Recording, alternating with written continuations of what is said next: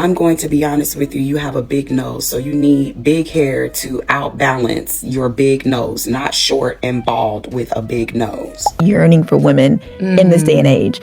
And then with him being a fair-skinned male and I'm a dark-skinned female, but seeing me being loved out loud resonated with a lot of people in my community. It's like, oh, this is beautiful. Like, dark-skinned Black woman being yearned for and loved out loud by someone that looks like Nick. It's like, this is beautiful. Like, this is like healing the world in a sense, because you don't see this often, especially not in real time.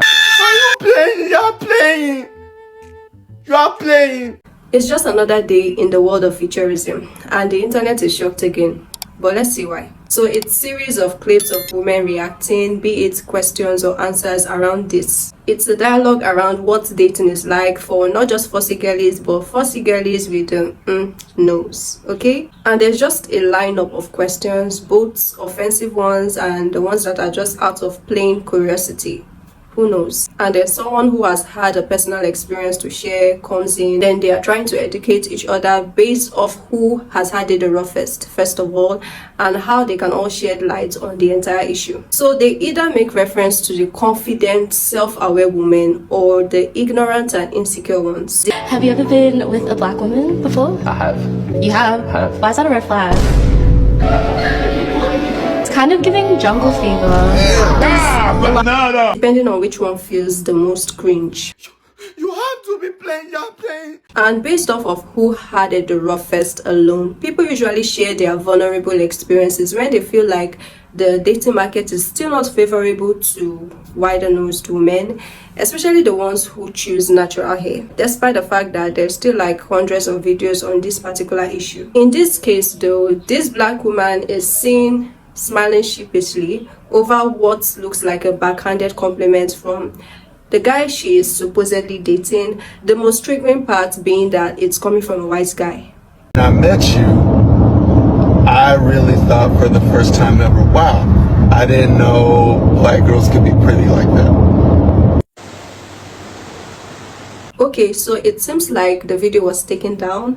Mind you, it's an old video, it's quite an old video, but recently people have picked interest on it and more people are beginning to question what's happening with them. Like, people are looking for the updates, especially because it seems like these people may still be together, which is a concerning part really for a lot of people. And guess what, guys? A lot of people are quick to call her slow, awkward, insecure. Why is she smiling sheepishly like that? I know many of them are not asking this with evil intentions. I'm aware of that, but I think what people should ask instead is, why does it look like she is slow? I feel like a slow person wouldn't have the guts to come in front of the camera and maintain a conversation for that long, because of course there would have been some intelligent conversations leading to that cringe moment, that very cringe dialogue, okay? More so, career-wise, I don't think a slow person would have been able to do that well for herself. I met you. Mostly. Also, if you really look at it, would an insecure person be that confident enough to let herself to be featured in a video that is going to be aired to the world, you know, like the entire world, with family and friends watching? That's comfortable enough knowing that people have now seen her pushing publicly for a serious relationship? Please, no! No! Girl, I don't think so. The really insecure ones are at home, under the couch, watching Netflix, eating popcorn, and turning down proposals because they don't think they are attractive enough, nor do they want to try any luck. Who is it? I've been searching for you. You're the love of my life. Please marry me. About time. If you've not been insecure before, you may not understand. Anyways, there are levels to this insecure thing. It's just very chronic for some women, because if this was all about being slow and insecure, that video would have not made it to the internet. So if it wasn't these things, what was it about? Didn't know that Black girls could be that pretty. So really, I was astounded. It took me back, and That's sweet. That was a backhanded compliment, totally disrespectful, but she smiled and called it sweet because a lot of Black women carry self-hate inside of them. I remember one time when I was in middle school, I said something to this boy in my class, which I can't remember, but It obviously annoyed him, and his response to me was, "Shut up with that fat ass nose of yours." And they seek validation from men outside of their race. He is correct, but you know, there's also this expectation that is placed on black women. People expect a typical black woman to know her value, to walk with pride like she's the blueprint. I'm that girl. I am her. I am queen. I am mother. I am iconic. You know, I had a plan in my mind because I'm like, my hair gonna be just as sleek as theirs. My mom specifically told me, do not do nothing to your hair because shoot. But despite these things, people are so fast to make these women understand that, well, they don't fit in. Yeah, in reality, they don't fit in because, yeah, there's social media. I am iconic. And there's reality. Because you put making fun of my hair. So you changed your hair? What did you do to it? What did they say to you? They keep on calling My Little Pony and telling me I look like a crackhead. The people doing these things, they would swear that they are not agents of futurism. They will even tell you how pretty you are, how glowy your skin is, how sun-kissed your skin looks. But the moment you get on their bad side, in fact, don't try it. Stop it.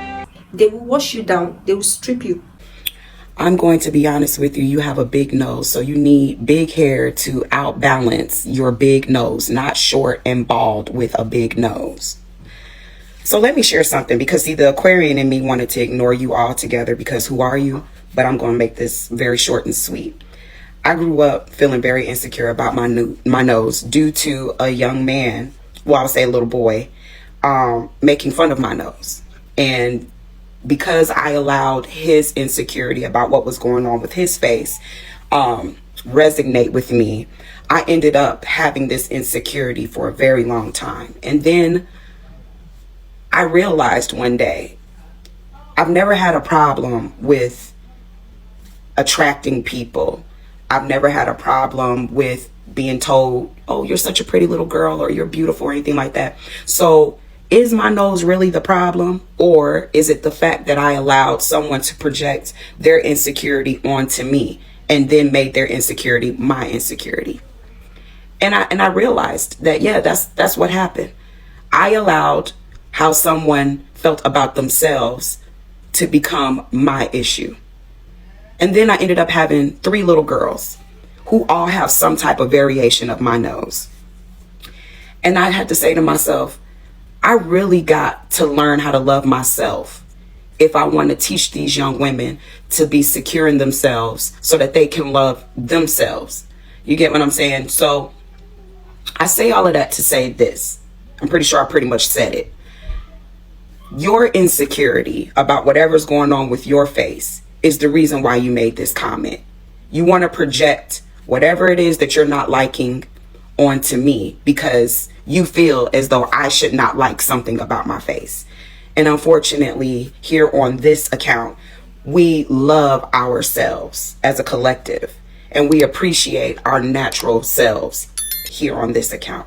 So if you would like to stay here, I would suggest learning to love and appreciate yourself rather than trying to project your insecurities off to me, because it's not going to work. I'm slightly conceited.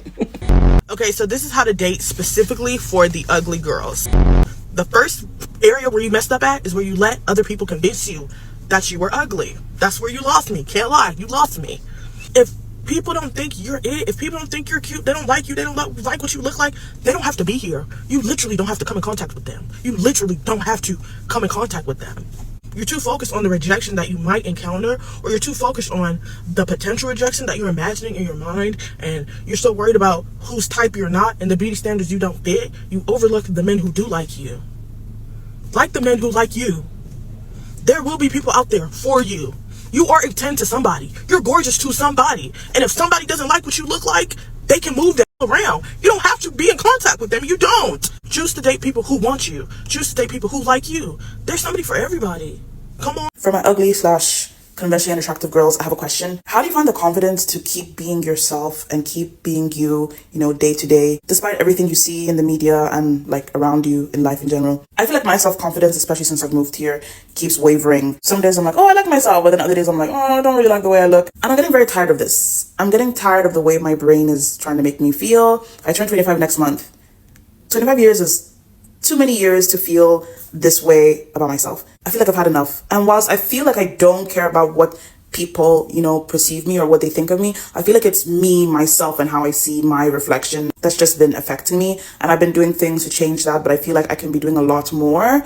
I think another thing is that I feel as if I wait for permission to do certain things. I don't know if it's a youngest Nigerian child thing, but I feel like that's also holding me back a lot. Like, I've been not super attractive for 25 years now. I just feel like my brain should be, you know, used to it and not keep telling me things about myself, but it still does. I'm trying to get it to stop. And I know therapy would most likely help me, but I cannot afford that right now. I'm going to a day party tomorrow, and at first I was kind of excited, but now I'm just dreading it because I just know how I'll start to think and how I will start to feel. I guess what I'm trying to say is that I'm tired of this. I just want to change here. If someone can take out my brain and do some little like surgeries and then put it back, that would be good. Or you can take out my eyeballs and I can put other eyeballs so that I can see myself. So hopefully that will change the way I perceive myself. Either way, I want to really focus this next year on changing myself and bettering myself.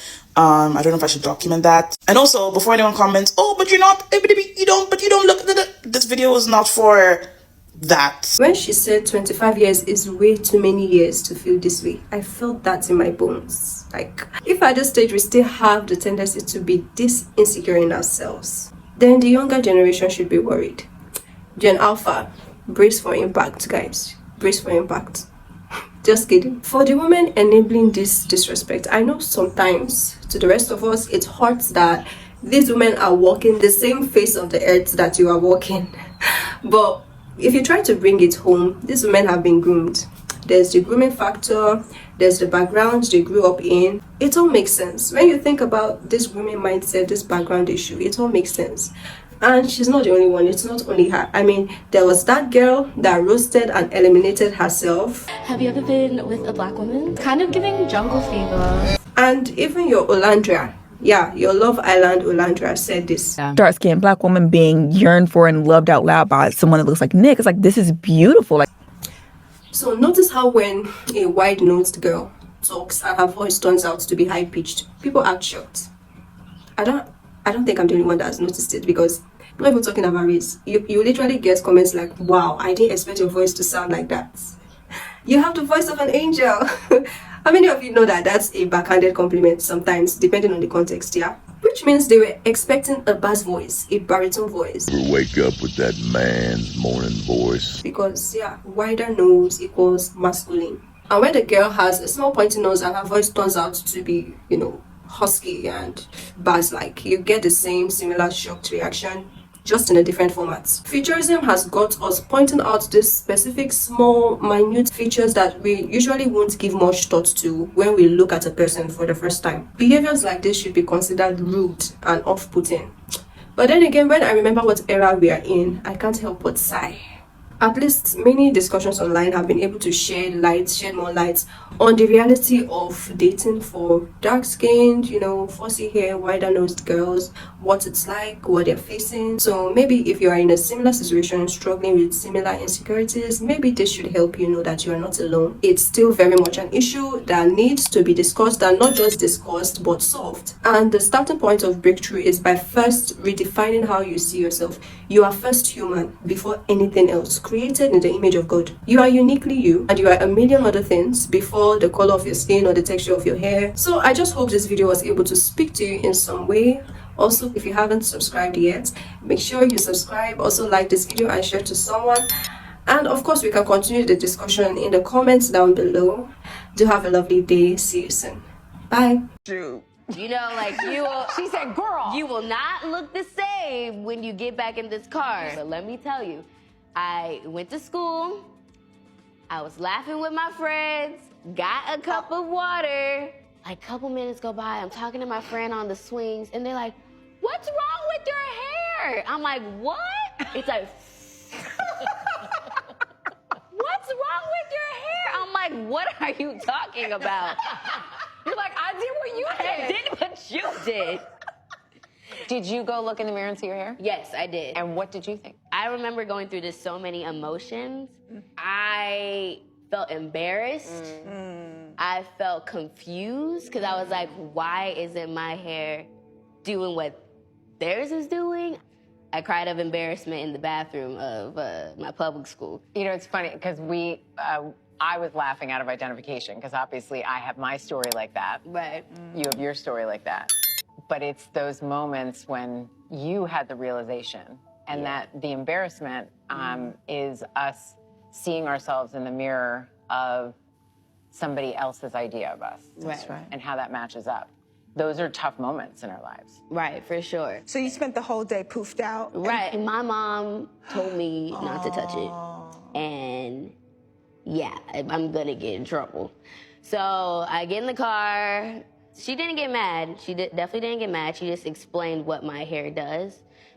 I think for my mom, that was finally a thing to really explain what my hair is and what it is to me and how it's different from other hair types in the world.